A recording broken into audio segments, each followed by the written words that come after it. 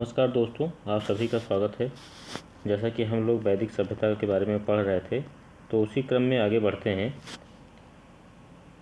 जैसा कि आप लोग जानते हैं कि वेदों की संख्या 4 होती है। वेद 4 प्रकार के होते हैं। पहला वेद होता है ऋग्वेद, दूसरा वेद है सामवेद, तीसरा है यजुर्वेद और चौथा है अथर्ववेद। जो सबसे पुराना वेद है उसे ऋग्वेद के नाम से जाना जाता है। सबसे पुराना वेद ऋग्वेद है और इन चारों वेदों को संहिता के नाम से भी जाना जाता है। चारों वेदों को किस नाम से जाना जाता है? संहिता के नाम से जाना जाता है। और यूनेस्को के द्वारा ऋग्वेद को विश्व मानव धरोहर के साहित्य में शामिल किया गया है। यूनेस्को के द्वारा ऋग्वेद को विश्व मानव धरोहर के साहित्य में शामिल किया गया है। तो जो ये ऋग्वेद हैं, जो ये वेद हैं, इन वेदों को पढ़ने वाले पुरोहित को किस नाम से जाना जाता है उसके बारे में जानते हैं। ऋग्वेद के जो पुरोहित है, जो ऋग्वेद का वाचन करते थे, उनको होत्री कहा जाता था। सामवेद का जो वाचन करते थे उन्हें उद्गाता कहा जाता था। जो यजुर्वेद का वाचन करते थे, यजुर्वेद को पढ़ते थे, उन्हें अध्वर्यु कहा जाता था। और जो अथर्ववेद पढ़ते थे उन्हें ब्रह्मा कहा जाता था। तो याद करते हैं, ऋग्वेद के पुरोहित को होत्री, सामवेद के पुरोहित को उद्गाता, यजुर्वेद के पुरोहित को अध्वर्यु, अथर्ववेद के पुरोहित को ब्रह्मा कहा जाता था। तो इसी क्रम में आगे बढ़ते हैं कि इन वेदों में कई सारे ब्राह्मण ग्रंथ भी आते हैं। जैसे ब्राह्मण ग्रंथ वैदिक संहिताओं की व्याख्या के लिए गद्य में लिखे गए हैं। वैदिक संहिताओं मतलब जो वेद हैं, वही यहाँ पे कह रहा है कि ब्राह्मण ग्रंथ वैदिक संहिताओं की व्याख्या के लिए गद्य में लिखे गए हैं। प्रत्येक संहिता के लिए अलग अलग ब्राह्मण ग्रंथ लिखे गए हैं, जो कि इस प्रकार है। जैसे ऋग्वेद है, ऋग्वेद के 2 ब्राह्मण ग्रंथ हैं, एक ऐतरेय, दूसरा कौशितकी। इसको याद करते हैं, एक याद कर लो। ऋग्वेद के कितने ब्राह्मण ग्रंथ? 2। एक मतलब ए से ऐतरेय और क से कौशितकी, एक, राइट। उसके बाद यजुर्वेद के भी 2 ब्राह्मण ग्रंथ हैं, एक शतपथ है और एक तैत्तिरीय ब्राह्मण है। इसको कैसे याद करेंगे? सत से पहला सा जो है शतपथ, त से तैत्तिरीय ब्राह्मण। कैसे याद करेंगे? सत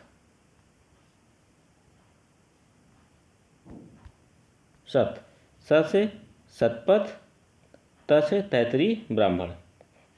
सामवेद को जो ब्राह्मण ग्रंथ हैं उसमें है एक पंचविश खडविश, मतलब 5 6 ऐसे याद करिए। सामवेद के 5 6 7, 7 हो गया, 5 6 7 मतलब पंचविश खडविश जो ब्राह्मण ग्रंथ है किसके हैं? सामवेद के हैं। अथर्ववेद के जो ब्राह्मण ग्रंथ है उसे गोपथ ब्राह्मण के नाम से जाना जाता है। तो एक बार फिर से याद करते हैं, ये जो सारे ब्राह्मण ग्रंथ हैं ये किस में लिखे गए हैं? गद्य में लिखे गए हैं। किसमें? गद्य में लिखे गए हैं ये सारे ब्राह्मण ग्रंथ। ऋग्वेद का 1 ऐतरेय कौशितकी ब्राह्मण, यजुर्वेद का शतपथ एवं तैत्तिरीय ब्राह्मण, सामवेद का 5 6 7 पंचविश खडविश ब्राह्मण, अथर्ववेद का गोपथ ब्राह्मण। होप आप लोगों को ये चीज़ समझ में आ गया होगा। अब आगे बढ़ते हैं।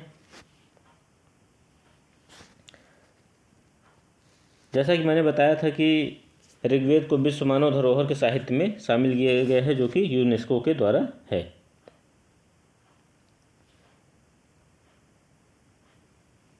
अब आइए देखते हैं कि प्रमुख दर्शन और उनके प्रवर्तक के बारे में जानते हैं। पहला दर्शन है चारवाक। चारवाक के जो प्रवर्तक थे उन्हें चारवाक कहा जाता था।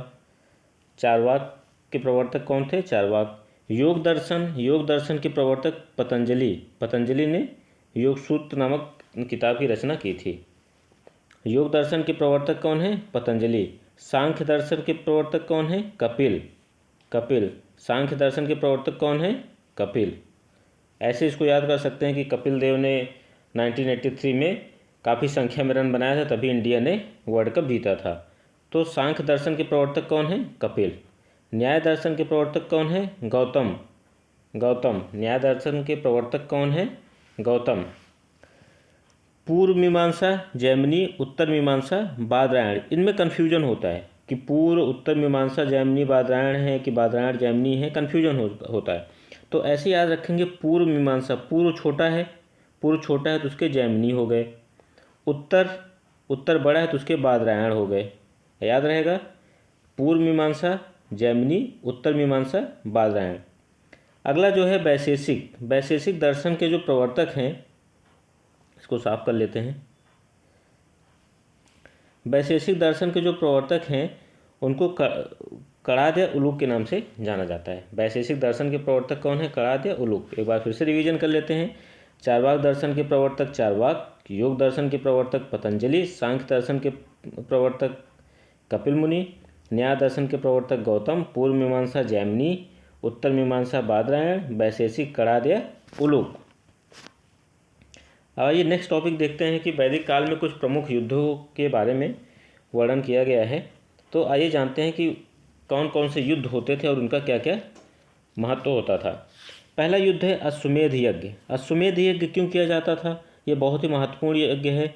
ये राजा जो जब अपने साम्राज्य की वृद्धि के लिए जो यज्ञ करता था उसे अश्वमेध यज्ञ के नाम से जाना जाता है। जैसे रामायण में भगवान राम ने अश्वमेध यज्ञ किया था तो घोड़ा छोड़ दिया था। वो घोड़ा जिस राज्य से गुजरता था और उस राज्य का शासक अगर विरोध नहीं करता था तो वो भगवान राम के अंदर में आ जाता था, तो वही अश्वमेध यज्ञ है। राजसूय यज्ञ तब किया जाता था जब राजा का राज्याभिषेक होता था, उस समय राजसूय यज्ञ होता था। तीसरा है वाजपेय यज्ञ।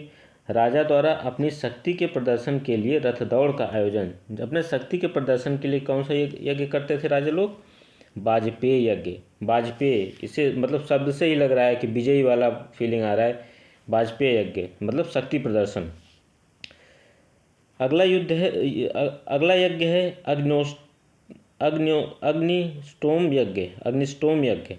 अग्निष्टोम यज्ञ क्या है? जब राजा अपने पापों के क्षय और स्वर्ग की ओर ले जाने वाली नाव के रूप में इसे वर्णित किया गया है। मतलब अपने पापों को धोने के लिए जो यज्ञ किया जाता था उसे अग्निष्टोम यज्ञ के नाम से जाना जाता था। अगला यज्ञ है सौत्रामणि यज्ञ में पशु एवं सुरा की आहुति दी जाती थी। सौत्रामणि यज्ञ में पशु एवं सुरा की आहुति दी जाती थी। अगला पुरुषमेध यज्ञ क्या है? राजनीतिक वर्चस्व के लिए स्वस्थ तथा विद्वान पुरुष की बलि का प्रावधान था। पुरुषमेध यज्ञ मतलब राजनीतिक वर्चस्व के लिए स्वस्थ तथा विद्वान पुरुष की बलि का प्रावधान था। एक बार फिर से रिवीजन करते हैं। अश्वमेध यज्ञ जो राजा अपने साम्राज्य की वृद्धि के लिए करता था, जिसमें घोड़ा छोड़ा जाता था, अश्वमेध यज्ञ। राजसूय यज्ञ राज्याभिषेक के समय होता था। वाजपेय यज्ञ राजा अपने शक्ति प्रदर्शन के लिए करता था। अग्निष्टोम यज्ञ मतलब अपने पापों को खत्म करने के लिए और स्वर्ग की ओर जाने के लिए अग्निष्टोम यज्ञ का किया जाता था। अगला यज्ञ है सौत्रामणि यज्ञ में पशु एवं सुरा की आहुति दी जाती थी। पुरुषमेध यज्ञ में राजनीतिक वर्चस्व के लिए स्वस्थ तथा विद्वान पुरुष की बलि का प्रावधान था। तो दोस्तों ये आज का टॉपिक था जो कि ख़त्म हुआ। आशा करते हैं आप लोगों को पसंद आएगा और आप लोगों से निवेदन है दोस्तों कि चैनल को सब्सक्राइब करिए और ज़्यादा से ज़्यादा शेयर करिए और वीडियो को लाइक करना ना भूलें। Thank you very much.